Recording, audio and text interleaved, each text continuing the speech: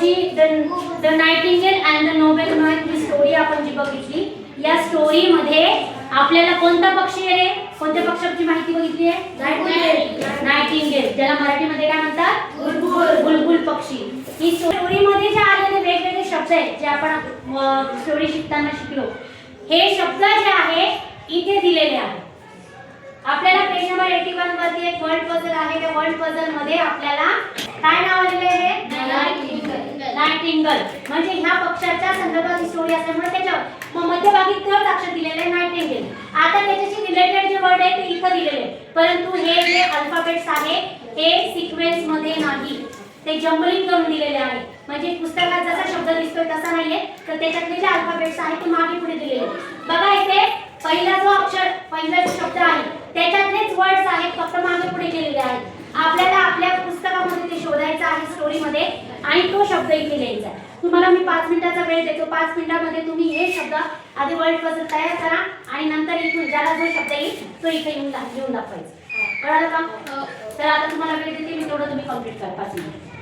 आता तुम्ही केली का तयारी? स्टोरी मध्ये बघितले का हे शब्द? सापडले का तुम्हाला? आपल्याला या स्टोरी मध्ये आलेले शब्द आहेत जे वापरायचे आहेत. आता पहिला जो शब्द आहे हा शब्द कोणाला सापडला आहे? सापडला? काय शब्द आहे? नाव. Very good. चला, काय स्पेलिंग आहे त्याचं? NOW. Very good. NOW. नाव म्हणजे काय रे? नाव म्हणजे आता. आता. नाव म्हणजे आता. आपण काय करतोय? नाव we are solving the puzzle. बरोबर आहे ना? आपण पझल सॉल्व करतोय ना? हां.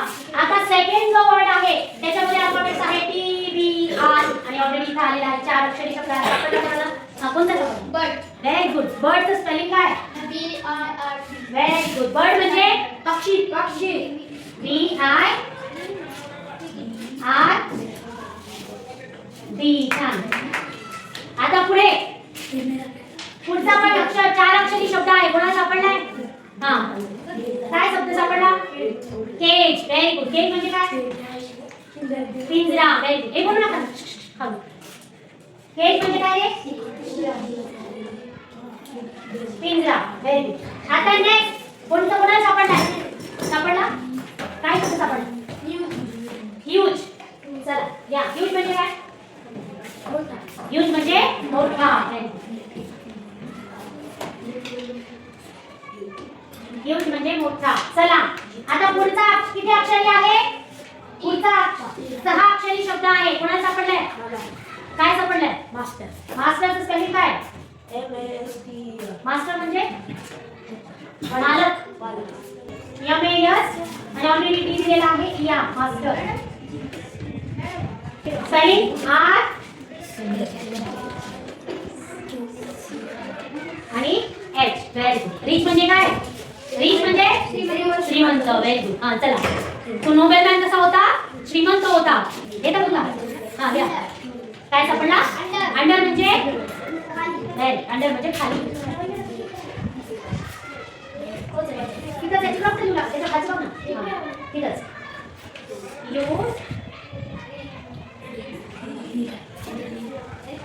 Very good. अंडर म्हणजे खाली. हे चला पुढचा कोणाला सापडला? काय सापडला? विंग्स. Very good. विंग्सचा स्पेलिंग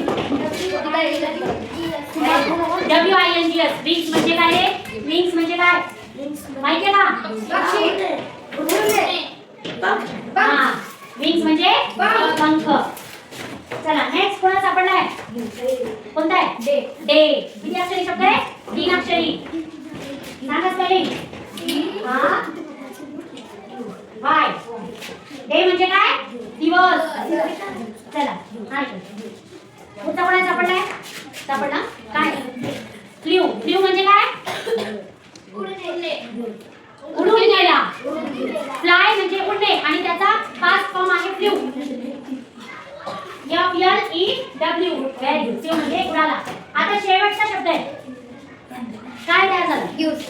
गिव्हचं गेव आलंय. गेव म्हणजे दिला. गिव्हचा अर्थ म्हणजे मूळ फॉर्म कोणता आहे? गिव्ह आणि त्याचं काय झालेलं आहे? गेव.